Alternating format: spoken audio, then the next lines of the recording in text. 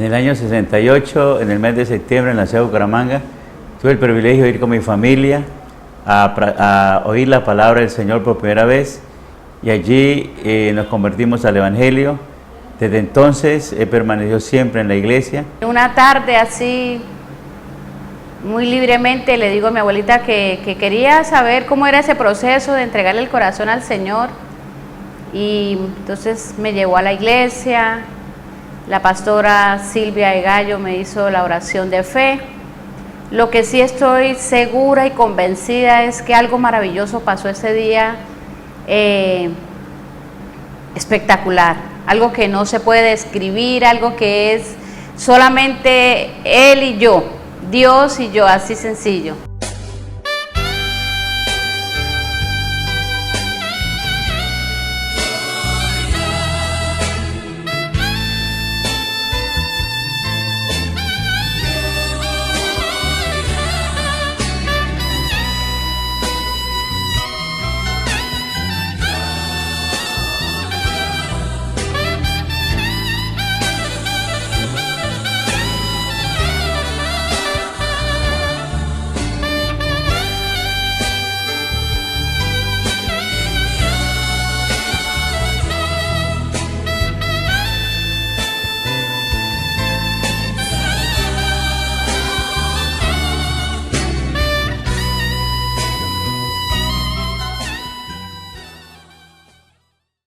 Entendí que fui llamado al ministerio cuando por allá en el año 76 comencé a sentir el deseo de ganar las almas, de hablar del Evangelio, de consagrar mi vida al Señor, y ese llamado cada día era mayor, hasta que no estuve tranquilo cuando ya pude cumplir con el llamado que Dios me había hecho muchos años antes. Un llamado no es de un día para otro. Un llamado es algo que Dios coloca en el corazón, eso va tomando forma, eso va tomando cuerpo, eso va tomando esa cantidad de bendiciones que son el predicar, el ir, el venir, el hacer campañas, tantas cosas. Pero cuando Dios lo llama a uno, uno no puede estar tranquilo. Ni la vida material, ni el trabajo secular, ni las actividades que uno haga le satisfacen, porque realmente lo único que a uno le llena es cuando acepta el llamado, cumple el propósito y sale a hacer la tarea que Dios le ha encomendado. Empecé un proceso de servicio dentro de la congregación, colaborando en las diferentes áreas de trabajo de la iglesia, como la escuela dominical, como la coral, como la alabanza, como en ese tiempo no era teatro, sino dramas. Y trabajé duro con este grupo de dramas para hacer fondos, para levantar el templo de nuestra congregación en ese entonces.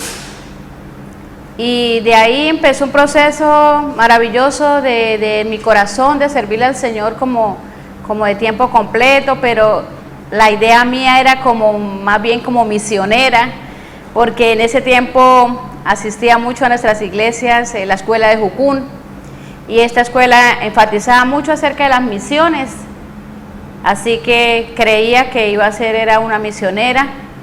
Después me consigo con el pastor Alirio, y ahí después de un tiempo nos casamos, y en el año 80 decidimos salir al ministerio de tiempo completo. Ya en el año 74, entonces tuve la oportunidad de bautizarme en el mes de febrero, el 24, y el día, en ese mismo mes de febrero comencé a estudiar Instituto Bíblico, me gradué en el año 76, me casé en el año 79 con una inteligente y preciosa mujer, y después en el año 80 tuvimos el privilegio de ir a la obra. El primer año de prueba, donde tuvimos la oportunidad de ir a unas veredas en La Renta, en Santa Lucía. Son unos lugares que están entre la ciudad de Bucaramanga y Barrancabermeja. Allí, por un año, nosotros estuvimos predicando el Evangelio, y con una gente muy amable, muy querida, muy linda. El ministerio se iniciaba siendo enviados en ese tiempo eran los pastores distritales, los supervisores distritales, y éramos enviados voluntariamente a donde ellos quisieran. Éramos teníamos que tomar la decisión de donde ellos nos quisieran enviar. Así que al ingresar nosotros al pastorado estábamos a expensas de donde nos quisieran enviar, y en nuestra primera ida pues nos enviaron a un lugar llamado La Renta, que es vía Barranca Bermeja, y al mismo tiempo un lugar que hasta el día de hoy se llama Santa Lucía o el Cerro de la Aurora, bien adentro, y era pues un lugar frío, el Cerro de la Aurora, y La Renta pues un lugar caliente vía Barranca. Ahí nos entregaron para abrir obra en La Renta. En Santa Lucía ya había un grupo de hermanos. Luego el Señor nos regaló el lote ahí en una parte plana del Cerro de la Aurora, y ahí en La Renta también un lote.